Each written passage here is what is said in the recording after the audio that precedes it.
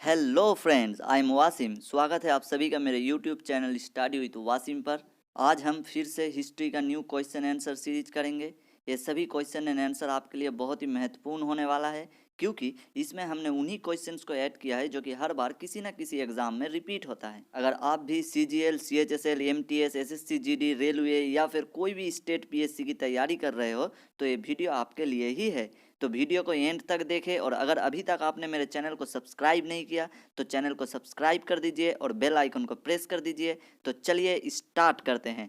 First question, who among the following repealed the vernacular press act? निम्नलिखित में से किसने वर्नाकुलर प्रेस एक्ट को निरस्त किया था? A Lord Ripon, B Lord Auckland, C Lord Curzon, D Lord Dufferin. इसका सही आंसर क्या होगा दोस्तों, बताइए। Option A Lord Ripon.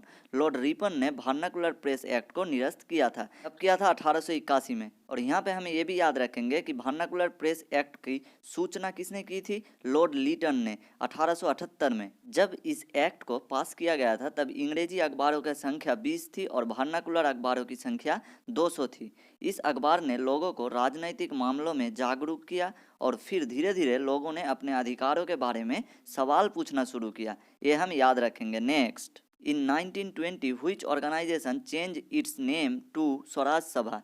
1920 में किस संगठन ने अपना नाम बदलकर स्वराज सभा रख लिया था? A South Indian liberal federation, B servants of India society, C Hindu Mahasabha, D all India home rule league. इसका सही आंसर क्या होगा दोस्तों? Option D all India home rule league. All India home rule league ने 1920 में अपना नाम बदलकर स्वराज सभा रख लिया था। यहाँ पे हम याद रखेंगे कि होम रूल मूवमेंट को स्टार्ट किसने किया था? बाल गंगाधर तिलक जी ने। कितने साल में? अप्रैल 1916 में। और होम रूल मूवमेंट जो था उसका मूल उद्देश्य क्या था? सेल्फ गवर्नमेंट का स्थापना करना। लीग 1920 में समाप्त हुई जब इसने गांधी जी को अपना अध्यक्ष चुना और फिर कांग्रेस में इसका विलय हो गया। Next, who was founded the Amrita Bazar Patrika? किसने अमृत बाजार पत्रिका की स्थापना की थी? ए सुरेंद्रनाथ बनर्जी, बी गिरीश चंद्र घोष, सी शिशिर कुमार घोष, डी हरीश चंद्र मुखर्जी। इसका करेक्ट आंसर क्या होगा दोस्तों? ऑप्शन सी शिशिर कुमार घोष। शिशिर कुमार घोष ने अमृत बाजार पत्रिका की स्थापना की थी। और यहाँ पे हम याद रखेंगे कि शिशिर कुमार के साथ उनके भाई भी थे, मोतीलाल घोष। दोनों ने मिलकर ही अमृत बाजार पत्रिका की स्थापना की थी। कितने साल में? 1868 में। Next, who is the first Indian to get selected in ICS? ICS में चयनित होने वाले पहले भारतीय कौन है?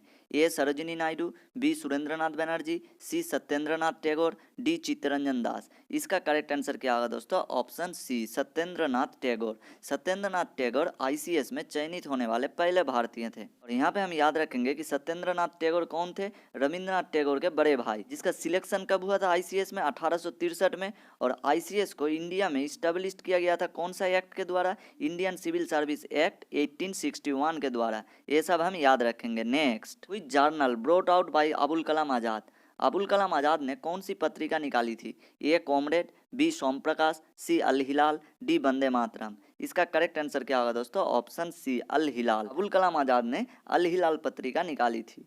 Next, who is the president of INC at the time of partition of India? Bharat के विभाजन के समय कांग्रेस का अध्यक्ष कौन था? A Jawaharlal Nehru, B JB Kripalani, C Maulana Abul Kalam Azad, D C Rajagopalachari. इसका सही आंसर क्या होगा दोस्तों? Option B JB Kripalani. कितने साल में? 1947 में। और यहीं पे अगर हमको पूछ ले कि JB कृपलानी से पहले कांग्रेस का अध्यक्ष कौन था, तब इसका आंसर होगा जवाहरलाल नेहरू, जो कि 1946 में कांग्रेस के प्रेसिडेंट थे।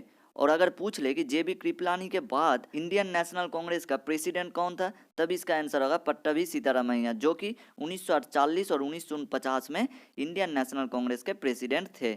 और यहाँ पे हम ये भी याद रखेंगे कि भारतीय राष्ट्रीय कांग्रेस का स्थापना किसने किया था? एलन ऑक्टेवियन ह्यूम ने। कितने साल में? 1885 में। कहाँ पर? बॉम्बे में। ये सब हम याद रखेंगे। Next, the goal of Lahore Congress 1929 session was? Lahore Congress के 1929 अधिवेशन का लक्ष्य क्या था?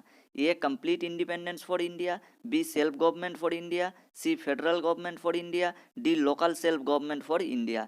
इसका सही आंसर क्या होगा दोस्तों? Option A complete independence for India. यहाँ पे हम याद रखेंगे कि अगर ऑप्शन में कंप्लीट इंडिपेंडेंस फॉर इंडिया ना दे करके अगर पूर्ण स्वराज दे दे, तब भी इसका आंसर पूर्ण स्वराज होगा। ये हम याद रखेंगे, क्योंकि कंप्लीट इंडिपेंडेंस फॉर इंडिया पूर्ण स्वराज के नाम से भी जाना जाता है। 26 जनवरी 1930 को एक सार्वजनिक घोषणा की गई के 26 जनवरी 1930 को भारतीय कांग्रेस पार्टी ने भारतीयों से स्वतंत्रता दिवस के रूप में मनाने का आग्रह किया। Next, who is the author of the book mother India? Mother India पुस्तक के लेखक कौन है? A Katherine Mayo, B sister Nivedita, C Annie Besant, D Katherine Frank. इसका करेक्ट आंसर क्या होगा दोस्तों? Option A Katherine Mayo. Katherine Mayo ने मदर इंडिया पुस्तक लिखी थी। It was written in opposition to the Indian demands for self-rule and independence from the British rule.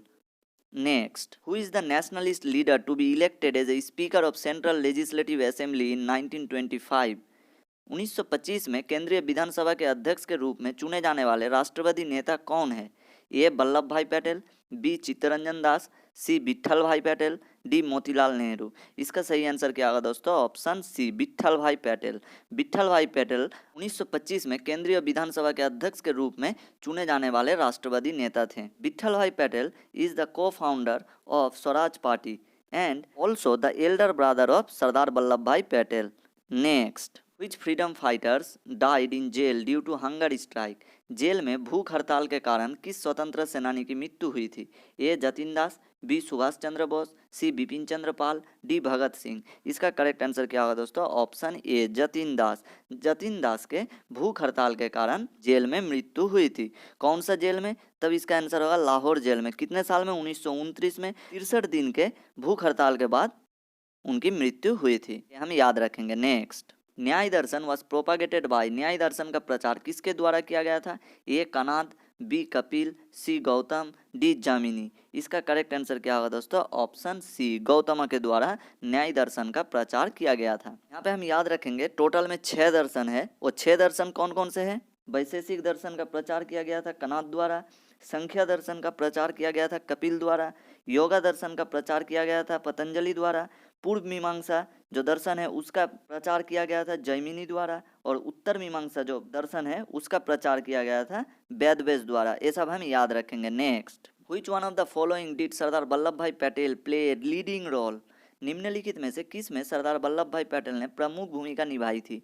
A Ahmedabad textile mill workers strike, B Kheda satyagraha, C Bardoli satyagraha, D Bijolia satyagraha. इसका correct answer क्या होगा दोस्तों? Option सी बरदौली सत्याग्रह। बरदौली सत्याग्रह में सरदार वल्लभ भाई पटेल ने प्रमुख भूमिका निभाई थी। बरदौली सत्याग्रह जो था एक कब स्टार्ट हुआ था? 1928 में, और बरदौली के किसानों के लिए टैक्स के अनुचित वृद्धि के खिलाफ उनके नेतृत्व में यह आंदोलन हुआ था। ये हम याद रखेंगे। Next, Jayaprakash Narayan belongs to which party? Jayaprakash Narayan किस पार्टी से है? A socialist, B Kisan Sabha, C Congress, D Congress socialist party. इसका सही आंसर क्या होगा दोस्तों? Option D Congress socialist party. Congress socialist party से जयप्रकाश नारायण हैं। उन्होंने प्रजा सोशलिस्ट पार्टी का फॉर्मेशन भी किया था। जयप्रकाश नारायण कांग्रेस सोशलिस्ट पार्टी में जनरल सेक्रेटरी के तौर पर थे, और प्रेसिडेंट के तौर पर कांग्रेस सोशलिस्ट पार्टी में कौन थे? आचार्य नरेंद्र देव। ये हम याद रखेंगे। Next, who led the salt satyagraha movement with Mahatma Gandhi? Gandhi ji के साथ नमक सत्याग्रह आंदोलन का नेतृत्व किसने किया था? A Muthulakshmi, B Sarojini Naidu, C Annie Besant, D Mridula Sarabhai. इसका करेक्ट आंसर क्या होगा दोस्तों? Option B Sarojini Naidu. सरोजिनी नायडू ने गांधी जी के साथ नमक सत्याग्रह आंदोलन में नेतृत्व दिया था। यहाँ पे हम याद रखेंगे जो नमक सत्याग्रह आंदोलन को डांडी मार्च के नाम से भी जाना जाता है, और ये अंग्रेजों के खिलाफ एक प्रमुख अहिंसक विरोध था। जो नमक सत्याग्रह था ये कहाँ से शुरू हुआ था?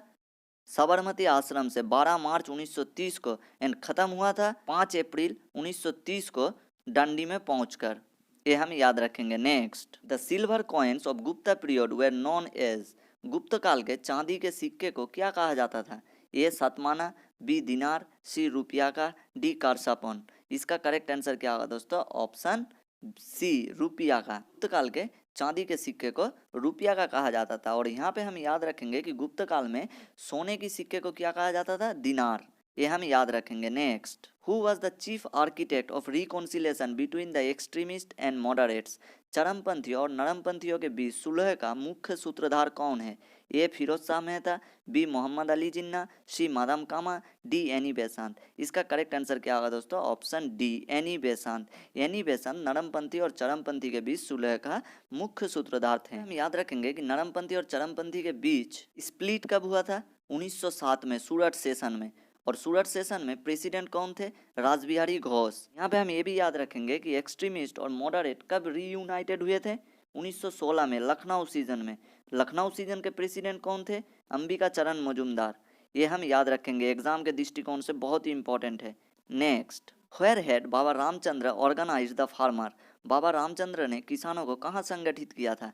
A Andhra, B Awadh, C Bihar, D Bengal. इसका करेक्ट आंसर क्या होगा दोस्तों? ऑप्शन बी, अवध में। अवध में बाबा रामचंद्र ने किसानों को संगठित किया था। अब next, who was the founder of scientific society? The scientific society के संस्थापक कौन है? A Sir Syed Ahmad Khan, B Wilton companies, C Lord Cornwallis, D Lord Irwin. इसका करेक्ट आंसर क्या होगा दोस्तों? Option A, Sir Syed Ahmad Khan. Sir Syed Ahmad Khan the scientific society के संस्थापक हैं। इसका स्थापना कब किया गया था?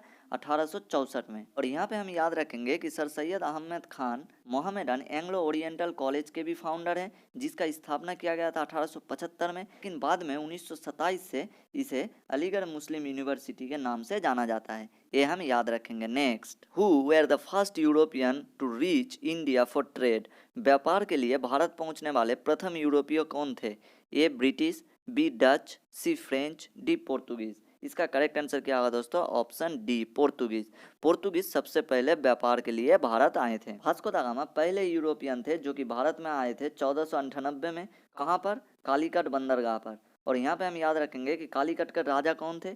जामोरिन। अगर हमको पूछ ले कि इंडिया में पोर्तुगीज के पहले गवर्नर कौन थे? Francisco de Almeida. और अगर हमको पूछ ले कि पोर्तुगीज का फर्स्ट दुर्ग कहाँ बना था इंडिया में, तब इसका आंसर होगा कोचीन। ये हम याद रखेंगे दोस्तों। Next, Mughal painting flourish during the rain of? Mughal चित्रकला किसके शासनकाल में फली फूली थी? ए औरंगजेब, बी अकबर, सी जहांगीर, डी शाहजहां। इसका करेक्ट आंसर क्या होगा दोस्तों? ऑप्शन सी, जहांगीर के टाइम में मुगल चित्रकला सबसे ज़्यादा फली फूली थी। थैंक यू दोस्तों यहाँ तक वीडियो देखने के लिए। अगर आपको भी वीडियो अच्छा लगा हो तो वीडियो को एक लाइक कर दीजिए और अपने दोस्तों के साथ वीडियो को शेयर कीजिए। और वीडियो आपको कैसा लगा मुझे कमेंट करके ज़रूर बताइए। तो मिलते हैं अगले वीडियो में। Thank you.